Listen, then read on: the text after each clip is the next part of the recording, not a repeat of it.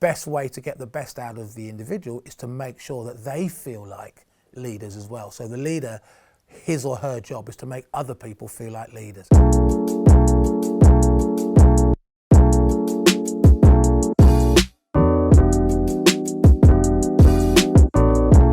Wow, great question. So key traits to building mental resilience. For me, the first one is self-belief.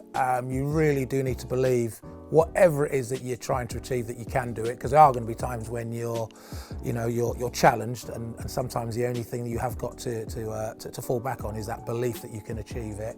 I think having good people around you is really important. Talking things through with people, having people understand what it is that you're trying to achieve, having minor goals heading towards that major goal. So don't just think this is where I am, that's where I want to be, and that's my next milestone. Sometimes having smaller milestones in between really does help, because that believes confidence, it gives you confidence. So, you've got through day one, great, how did you do? What was the highs from that day? What can you take from that day? Day 2, day 3, day 4. Having these milestones really does help, I believe, develop mental resilience. Surrounding yourself with positive people, massive one here. You want people that you can look up to, that you can talk to, that you admire, and my dad once said to me as an athlete, success breeds success. So I used to kind of surround myself with guys who were quicker than me, and funny enough, they dragged me along, along with them. Education, it's always good.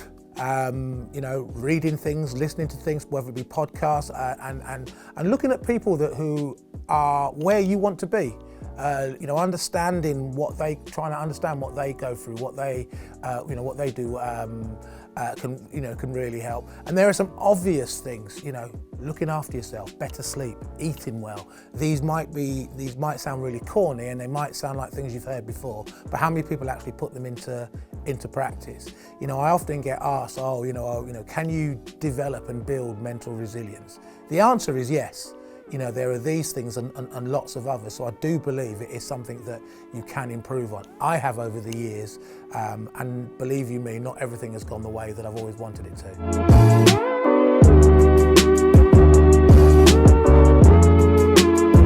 So some of the important factors of building a high performance team, I think the main one for me is team engagement. That kind of is the umbrella answer to the question is team engagement. And then I guess you're asking, what does team engagement look like? Well, it's having a group of people that not only understand themselves, but understand others and how, the people in the team and how they all operate, because we all operate in different ways. And, it is very easy to say and do things that might actually not resonate with the way people say or do things, do exactly the same things. And their perception of you might be completely different. But if you have an understanding of them, an understanding of yourself, actually you're able to modify your behaviour to enable you to work more cohesively, as a team. That's really important. Having a voice, making sure that everybody in that team, that organisation, has an equal voice.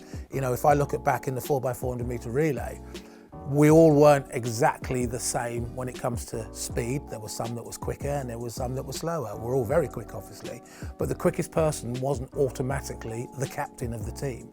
We had a bit of a saying in the 4x4. Everybody had an equal say to what goes on in that relay, whether it was a training, whether it's picking the order, whatever it may be, who runs the heats, who does, who doesn't run.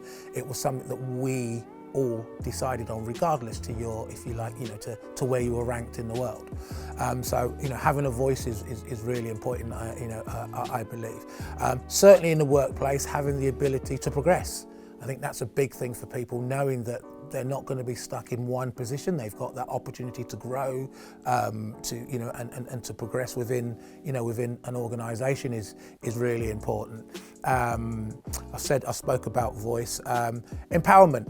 Again, being able to be empowered by people. So whether it is the boss, the CEO, the chairman, one of the things that I always say when it comes to people who are in charge, the best way to get the best out of the individual is to make sure that they feel like leaders as well. So the leader, his or her job is to make other people feel like leaders.